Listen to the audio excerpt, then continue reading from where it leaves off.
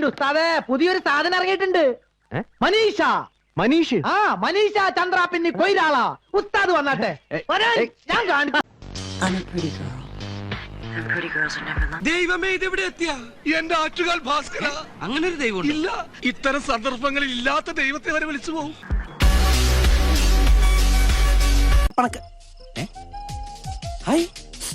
ഇത് നമ്മുടെ രശ്മിയിലളിയാ. എടി നീ അങ്ങ് വളർന്നു വലുതായി നല്ലൊരു സുന്ദരി പെണ്ണായിലൂടെ.